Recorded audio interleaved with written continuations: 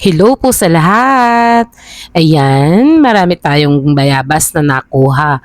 So, gagawin natin itong ginataang bayabas o minatamis na bayabas na may gata. Ayan, ang gagamitin natin, Coco Mama, ginayat na bayabas, tsaka equal na sugar. Ibubuhos na po natin yung dalawang Coco Mama o yung gata ng inyog. Mas gusto ko kasi itong Coco Mama mas talagang lasang-lasa mong nyog. So nilagay na po natin yung dalawang pouch.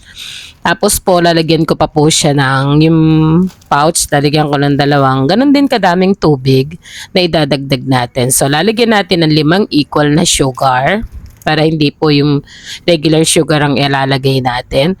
Tapos buhos na rin natin yung mga hiniwa na bayabas. Siguro po mga nasa 40 pieces tong maliliit nga lang. Kung natatandaan nyo yung viral video ko na nangunguha ng bayabas, ganun lang po siya kalalaki. Halu-haluin lang natin to at pag nahalo natin, hahayaan natin siyang dahan-dahang kumulo. For about, siguro to, an hour or 40 minutes, ganun siguro yung pagkakaluto ko nito. Hinahayaan ko lang na matuyuan yung gata, matuyo, ayan, as you can see. Kumukulo na ng dahan-dahan yung ating gata. Ayan nga pala yung hiniwa kong mga bayabas, ayan. Yung nilagay natin kanina doon sa gata. Pakita ko lang po sa inyo. Ganyan po kalalaki yung hiwa na ginawa ko. Ayan.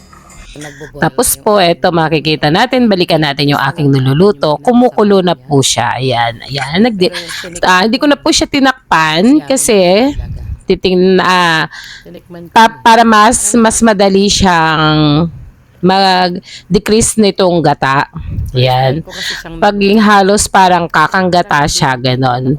Kaya maganda tong Coco Mama Pinakakakanggata lang yung Yan lang natin siyang mag-boil at mag-decrease. Eto, as you can see, eto na po siya. After 30 minutes ng low fire, ayan na siya. Konti na lang yung tubig niya o yung gata na pinakuluan natin doon may kasama bayabas. Ayan na po siya. Ibig sabihin, madapit na po siyang maluto. Ayan. Malapit na pong magtikiman time yan. O, ayan na po yung magiging texture ng bayabas. Tapos kukunat siya. Ayan. Hininaan ko na po siya ng sagad kasi nakita ko na malapot na yung syrup niya. Ayan. Tikiman time.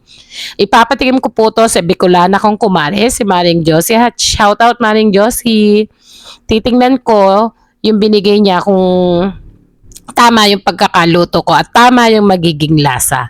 Pinatikim ko po to sa kanya at ang sabi niya, kuhang-kuha ko yung lasa. Gusto niya pang tamisan, sabi ko, yung matanda ang kakain. Safe naman yung sugar na ginamit natin. So, salamat po.